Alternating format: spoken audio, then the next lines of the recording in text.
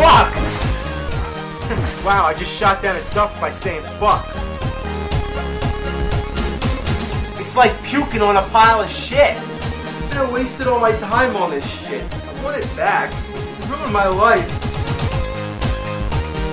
Man, fuck this game. Fuck it to hell. Fuck it to oblivion. Fuck it to damnation of mankind.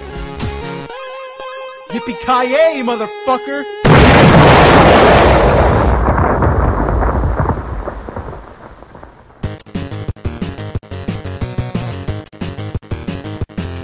The Magnavox Odyssey was released in 1972, making it the world's first home video game console. So when it comes to going back to the past, you can't go back much more than this. Look at this thing. Looks like a spaceship. What's the top for? The controllers are even stranger. You get a reset button and two knobs on the sides. One to move vertical and one to move horizontal. And then one more to do God knows what. But tell me, how are you supposed to hold these things? Or do you just put them on a table? The wires are bulky and not flexible at all. They're short too. If you're sitting on your couch, the wires don't reach. However, the wire that connects the console to the TV is long as shit.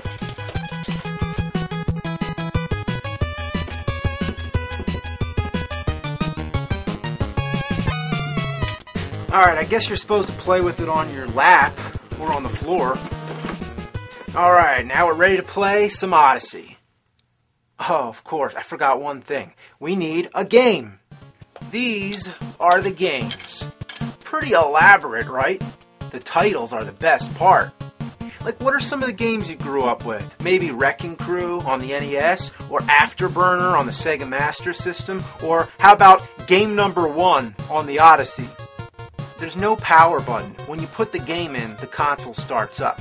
Pretty efficient, I guess, but half the time, it doesn't work. You've got to keep fucking around till the picture comes in.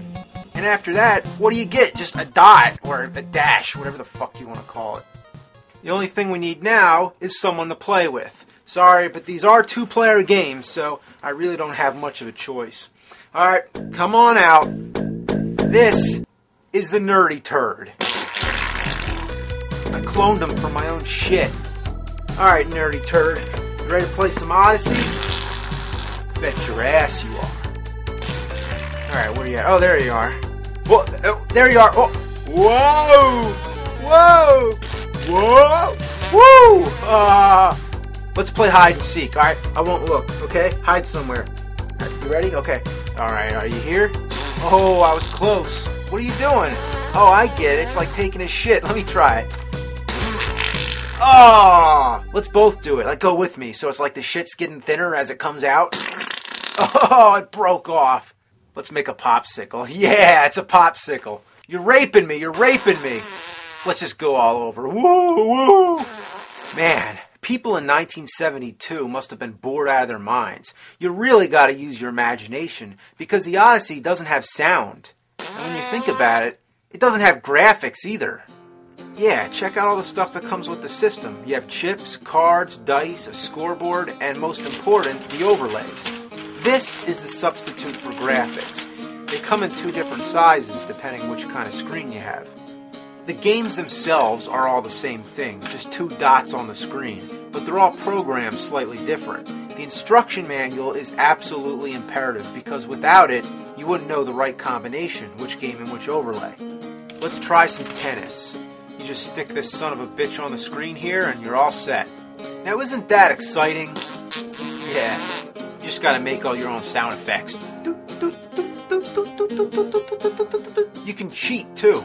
If you turn this little knob here, you can steer the ball. Yeah, that's not fair, is it? We're playing dirty now, motherfucker. When in a tennis game would the ball ever fly around somebody? It's surreal because you can move wherever you want. It's not like you have to stay on your side of the net. So the players have to keep their own rules and their own score. That's right, the game doesn't even keep score. It's a fucking free-for-all. Now let's try the skiing game. All you do is move the light through the slopes. And with these controllers, it's harder than it looks. The only goal is to stay in the lines and see how fast you can get to the end. It's up to the other player to keep time. Now that is what you call a desperate attempt at a video game. Now we have Simon Says. You just do what the card says and see who gets there first. Simon says go to the wrist. Simon says go to the pet's ear. Now this is some A-class entertainment. Look, it's the dog's tongue. Oh look, he's got a nuclear boner. Nuclear boner! She's giving birth to a solar baby. Here it comes. It's time for football. And all I can say about this one is that for the first football game on a home video game console, it's fucking horrible. There's a board, a football marker, and pages of instructions to explain it all. You gotta do all kinds of math, calculate the wind and shit. So, the hell with that. Hockey. This one's more fun. You just try to drive the puck into the opponent's net. If you keep tapping the reset button, you can change direction. Anything goes in this game. Gotta keep it away from the net. Keep it away from the... Ugh, you bastard. This one's called Anal Logic. Yeah, that sounds fun. It's like the logic of your ass. It's supposed to take place in outer space. You each start on your own planet. I guess maybe your anus and my anus. The idea is to get to the other player's planet by following a pattern of numbers. You figure out the patterns by adding the numbers of the last player's move into some fucking math equation. It might sound like a complete waste of time, but that's because it is. Cat and mouse. In this game, one player's the cat and the other player's the mouse. The cat tries to catch the mouse and the mouse tries to get to the hole. The blue squares are supposed to be furniture, so you have to go around. But there's nothing preventing you from passing through, so naturally both players are going to end up cheating. Besides, why can't the furniture look like furniture and the hole look like a hole? Instead, they're visual representations of what they may have looked like if this game had graphics. But it's an overlay. Draw some fucking furniture.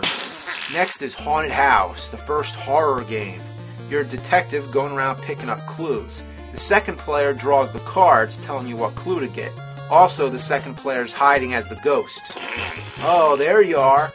No matter how many times I've read the instructions, I just don't get it. Submarine. Player 2 has to follow a squiggly line and dodge torpedoes fired by Player 1. But the torpedo never seems to go in the direction that it should. And whether or not Player 1 is supposed to move, I can't even say. It's just, you know... Yeah. States. Okay, this one's just a name that state game. If you draw a card, you move the cursor on the state. But what about the little states? How are you supposed to point at them? I guess you could just point with your finger.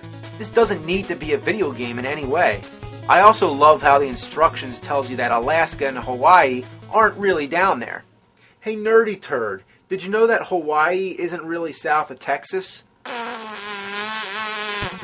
Last game, roulette. For this one, you get out the roulette board, you get out the chips, and you play roulette. The wheel is the overlay. Whoever spins the wheel just closes their eyes, moves the cursor all over the place, and then you just look where it landed. If it goes off the wheel, which it does often, you line it up to the nearest number. But most of the time it goes off the screen, so you're never sure where it landed. If you want to play roulette without blowing money on the casinos, then get yourself a roulette mat and a wheel. A wheel and a ball is all you need, not a sheet of plastic with a glowing square on your TV screen. In conclusion, it just... Yeah, you said it. Primitive isn't even the word. It barely qualifies as a video game. Master Shake would say, it's like if I want to play Tetris, I draw it on a flip book and animate it. You might as well be playing with rocks. But to be fair, the Odyssey lived up to its name, an Odyssey being a long and eventful journey. It truly was. For the first video game console, we went skiing, played tennis, went around the world, went to the casinos, went to outer space, submarines, cats and mice, and a haunted house. But there's one thing that makes it badass. Check this out. This is the Odyssey gun. But let's talk about guns. You're all familiar with the Nintendo Zapper, right? Originally it was gray, but later they changed it to orange. It's pretty clear that video game and toy manufacturers have become more sensitive. They don't want to give kids something that looks like a gun. Remember Megatron? He transformed into a gun, but later they gave that orange tip at the end, and then he didn't even change into a gun at all. So now, let's see what the Odyssey gun looks like.